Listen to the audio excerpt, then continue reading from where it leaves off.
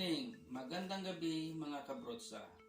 Ito po yung inyong abang lingkod, CHEFBOYBRUTSA. Sa mga kaibigan, kakilala ko dyan o sa mga sumusubaybay sa aking programa, yung CHEFBOYBRUTSA Daily Cooking, ito'y iba ngayon yung gagawin ko. Kasi ngayong gabi, sana may gusto lang ko ipaabot sa mga kababayan ko, sa mga mahal kong kababayan. Naawa na kasi ako sa Pangulo natin. So maawa naman kayo sa mahal nating Pangulo. Lahat ginagawa niya para lang makapag-provide ng bakuna para sa ating lahat. Pero bakit hanggang ngayon marami pa rin ang matitigas ang ulo? Bakit na ayaw nyo magpabakuna? Bago nyo tanungin, ako pala'y tapos na. Nakapabakuna na ako. Tapos na. Kumplito ng dose ko. So walang nangyari sa akin. Tingnan nyo, malakas pa. Malakas. So kung naniniwala kayo sa prevention, yung sinasabi nila na prevention is better than cure. Diba? So itong bakuna, kumbaga, piniprevent tayo nito sa mga sakit, lalo-lalo na sa COVID. So bakit ayaw nyo? Bakit takot kayo?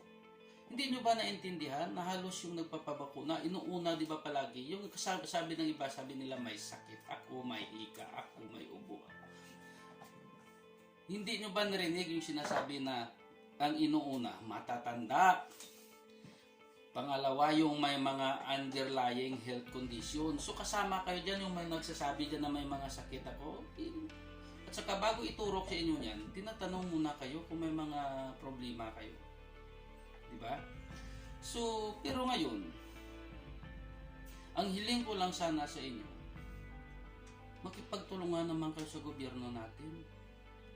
Naghihirap na sila sa paghanap. Mas pasalamat nga tayo dito sa Pilipinas.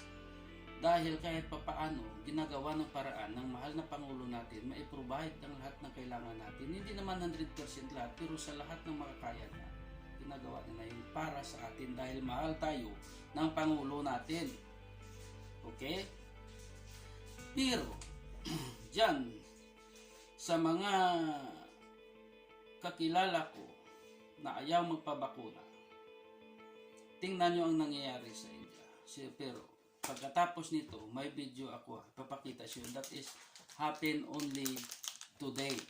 Yan ang nangyari sa India. Tingnan nyo, 400,000 a day, 4,000 a day na mamatay plus.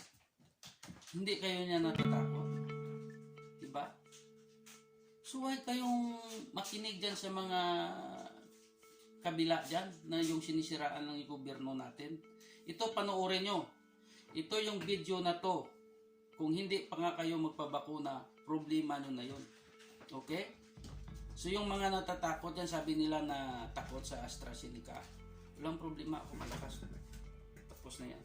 Pero mas maganda pa rin yan, alam nyo. Yung mga una, kahit anong bakuna ibigay sa inyo, magaganda yan. Kasi puro magagaling ang gumawa yan.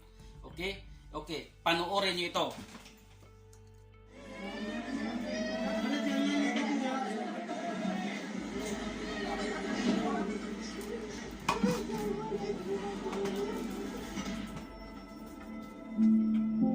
This is Delhi, usually a bustling and vibrant city which has been my home for more than a decade.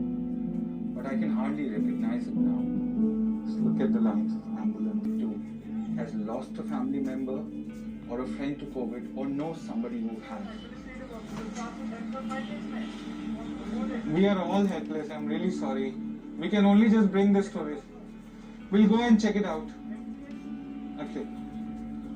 It's just not Delhi. Several Indian towns, cities and villages are witnessing similar scenes.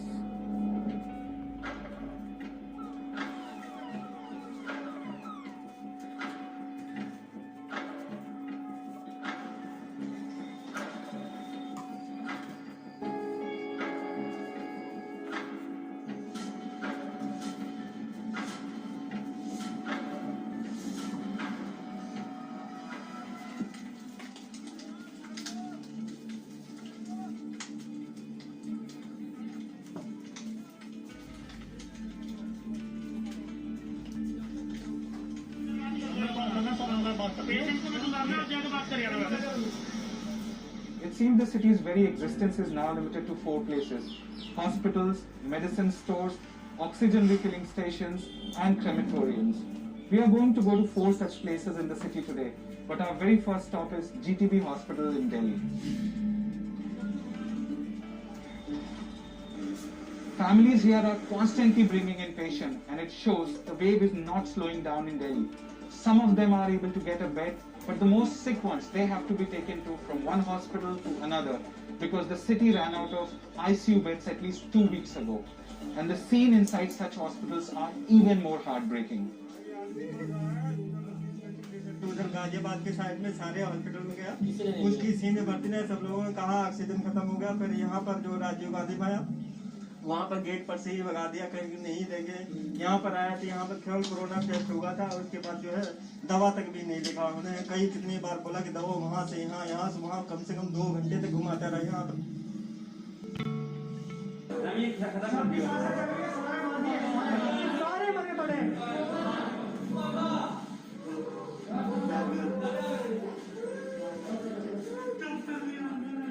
The visuals you are seeing are from a hospital in Gurugram.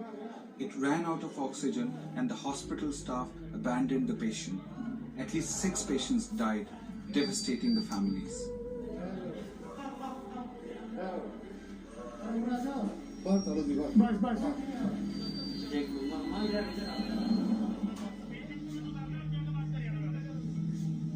The second wave has touched everyone. Most people are spending their days trying to find a hospital bed,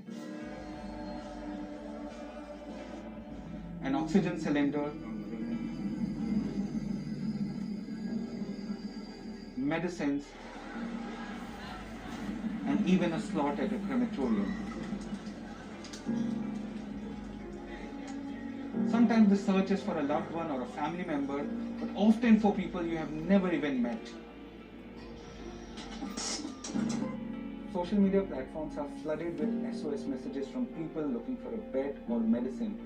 And it just shows the devastation COVID is causing. And it also shows how underprepared the country's healthcare infrastructure was to deal with the surge.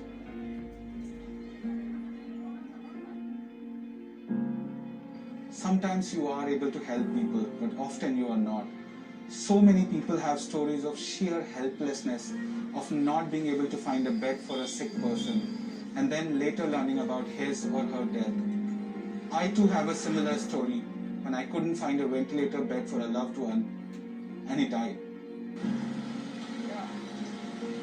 Our second stop is an oxygen refilling stations. When families can't find a hospital bed, they look to procure one such oxygen cylinder to help their patients keep breathing.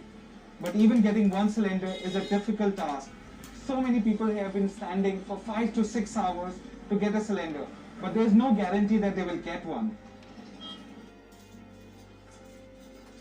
ये तो sir मना कर रहे हैं कि अपने घर जाओ, जो मरीज मरता है तो मरने दो, इन लोगों को कोई लेना देना नहीं है, क्योंकि इनके घर में कोई नहीं है।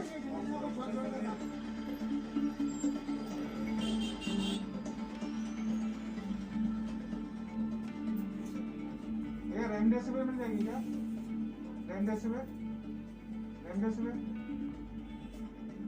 So we are now outside one of the busiest medicine markets in Delhi. Medicines like remdesivir and tocilizumab are not available here. When families get tired of going from one shop to the other, they turn to the black market where they have to pay exorbitant amount for these drugs. And it's causing a lot of financial distress to families who cannot afford such high prices.